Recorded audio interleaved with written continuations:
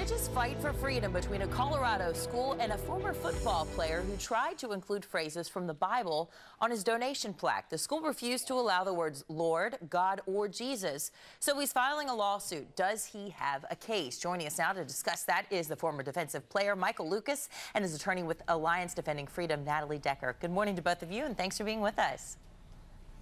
Good morning. Good morning. Thanks so much for having us. Michael, I'll start with you. The two verses that you wanted on the plaque were Colossians 3:23 and Micah 5:9. How did those verses speak to you, and were you surprised when the school said, not going on the plaque? Well, the verses spoke to me primarily because they meant a lot to me in school, primarily Colossians 3:23, just about being part of something that was bigger than myself. The Micah 5:9 really just standard football rhetoric, pumped the team up before going into battle. But was I surprised? I was very surprised, and frankly a little disappointed in my former alma mater there. Well, what surprises me about this as well is the way the verse reads in Colossians 3:23, for example, whatever you do, work at it with all your heart as working for the Lord, not for human masters. Something great from Micah 5:9 as well, and it doesn't seem like it's hurting anyone, quite innocuous. And then there's another plaque that's allowed, Natalie, that says, give them hell. I'm That's right. bit concerned as to why one is allowed and the other isn't. Sure. Well, and you know, one thing that's interesting and important to keep in mind is that the school itself established no parameters, really not even any guidelines as to the type of messages that donors were able to include on these personalized name plaques.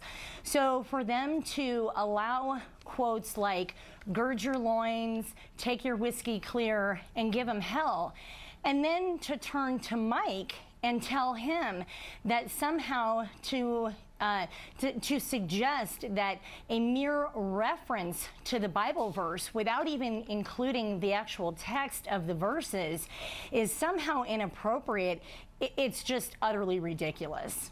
Well, and another bit of concern is that the words God, Jesus, and Lord are not even on there. It would simply be the chapter and the verse number, right? Correct. It was just a reference to the verses themselves.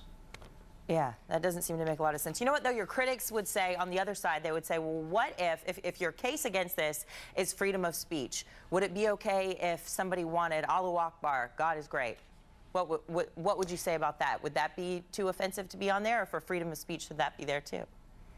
Well, first of all, freedom of speech applies to everyone. Of course, there's constitutionally protected speech and speech that is not protected. The issue isn't whether you or I or the School of Mines agrees with the message.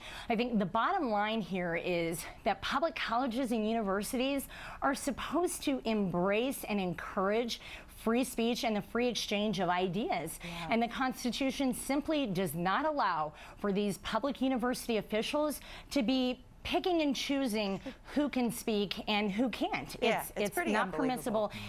And well, and then to argue that the First Amendment and their anti-discrimination policy, which, by the way, prohibits the school from discriminating on the basis of religion, which is exactly what they've done to Mike, it's just unbelievable. Well, let us know how this all pans out. Michael Lucas and Natalie Decker, thank you so much for your time, and keep up the good fight. Thank you.